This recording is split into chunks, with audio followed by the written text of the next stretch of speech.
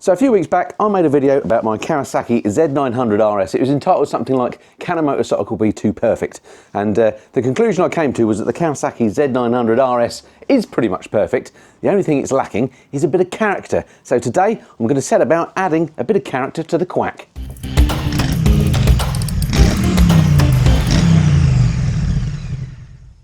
Hey kids, Mr. Fly here, hope you're well. Now, adding a bit of character to the quack. How am I proposing to do that? Well, character is kind of an indefinable thing, isn't it, about a motorcycle? It's that sort of thing that makes you fall in love with a motorcycle. It's to do with the visceral feel of the bike, the vibrations, the sound, all that kind of thing. It's not one thing, it's that certain je ne sais quoi that's difficult to define. But the thing that, or one thing that's easy to define that the Kawasaki is missing a little bit of, I think, is a bit more noise. Now this end can is absolutely lovely. I think it looks beautiful and it does sound pretty good. Kawasaki have done a good job as stock putting that can on and making it sound nice, but it's a little bit quiet and I like a little bit more volume.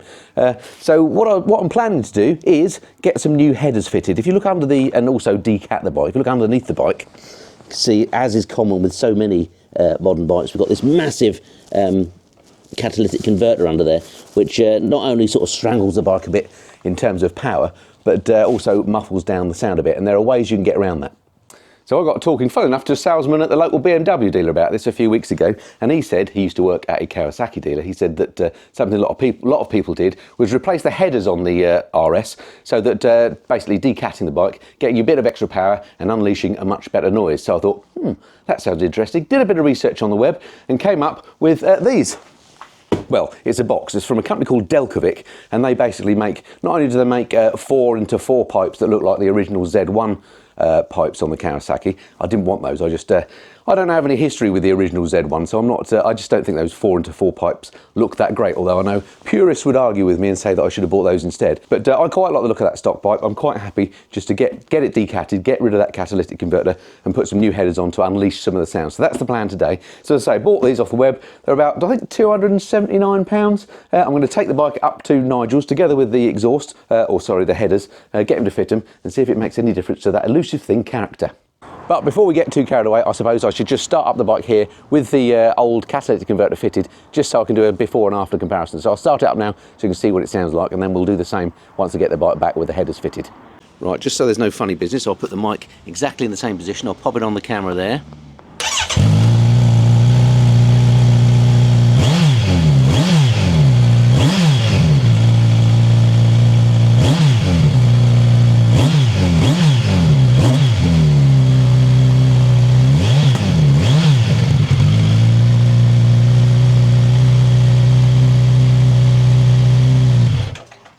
Right, quick ride to Nigel's, and of course hopefully you get to see what the standard pipes sound like while I'm riding it too.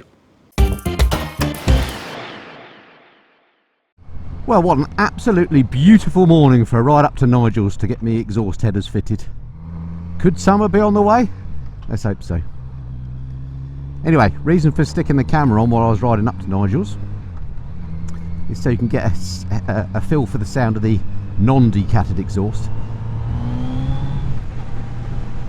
Now unfortunately the Osmo Action 4 camera that I'm using, which is an excellent camera, I love it, does a great job at separating out my voice from background noise.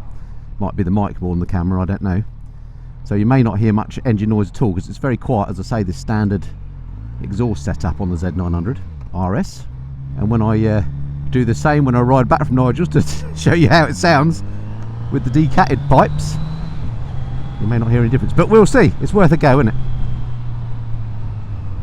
Right, so let's do a little bit of cheeky acceleration up here.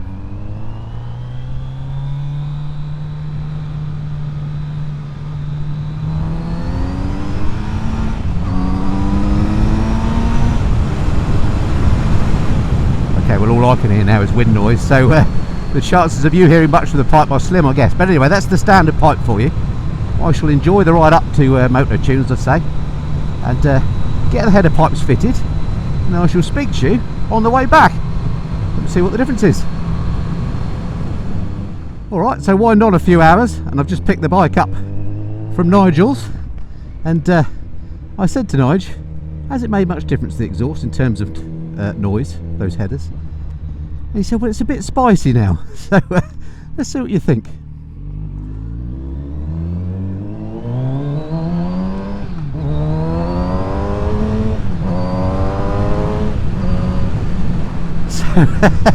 So this morning on the ride in, I said that this microphone isn't very good at picking up exhaust noise because it's very good at separating out voice from engine. But yeah, this exhaust is now pretty flipping loud. And to be honest, it's possibly a bit borderline. I mean, it's alright actually now, running along here at reasonable speeds. Look, I'm doing 60 miles an hour and it's leaving the noise behind me. It's not that terrible. But I just wonder if it's a bit too noisy when I go on tour. I don't know, some people you can't please, can you? But I have to say, it does bring a grin to my face. It's definitely added that bit of character that I was after. Certainly for short rides, it's fantastic. I mean, listen to this thing. I'm liking this a lot. So what I'm going to do is just enjoy this first ride home, and then I'll stick the bike back in the garage where I was this morning, and I'll just replay what it sounded like this morning when I started it up, and then I'll start it up again with these new Delkevic headers on, so you can hear the difference, which is quite marked. Well, the other thing to mention is that Delkevic say if you add these headers, you don't have to worry about remapping your ECU. It's all compatible. I think these days these ECUs actually effectively remap themselves because you're using the O2 sensor and all that. It kind of works itself out. So you don't have to take it to the dyno or anything to get it sorted. Apparently. Just before I do the startup comparison, let me just go up the bit of hill that I went up this morning when I said I'll just open it up here just to see what the comparison is here. Here we go, here's that hill.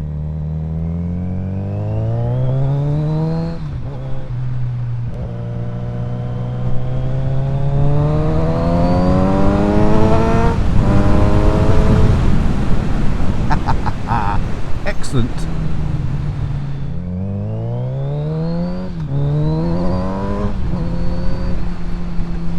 Yeah, I'm liking it. Nice work, Delkevic. Alright, so I'm back at home in the garage. I'll do you that little test that I promised you, where I do a back-to-back from the exhaust this morning, before and after. You know what I mean. Stand by.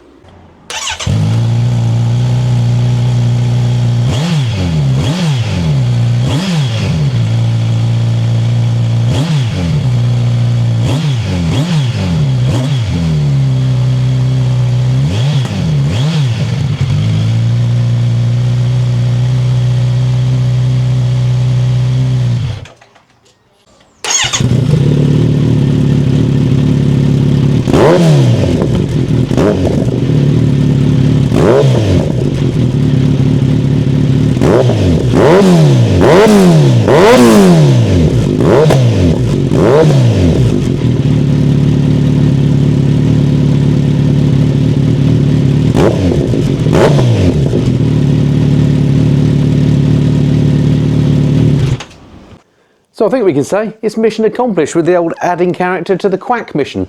Absolutely thrilled with that, absolutely chuffed, fantastic. Let me just show you the airbox that came off. Here we go. Look at the size of that thing, and it absolutely weighs a ton. Now I don't actually know how much this does weigh, but it's got to be of the order of 10 kilograms, something like that. And the box that I took to Nigel with the headers in must have been about 5. So I reckon I've saved at least 5 kilograms there. Really, I should weigh it and find out. But the bike did feel agile, it felt faster, it sounded better. It's added character. I've absolutely loved that little mod. So I hope you enjoyed that video. I'll stick some stuff after the end of the credits with some direct comparisons. So if you didn't get it properly in the main video, hopefully you'll hear it. But yeah, hope you enjoyed that little extra bonus one. And I look forward to speaking to you next time. Until then, this has been the Mist and Flyer. Cheerio.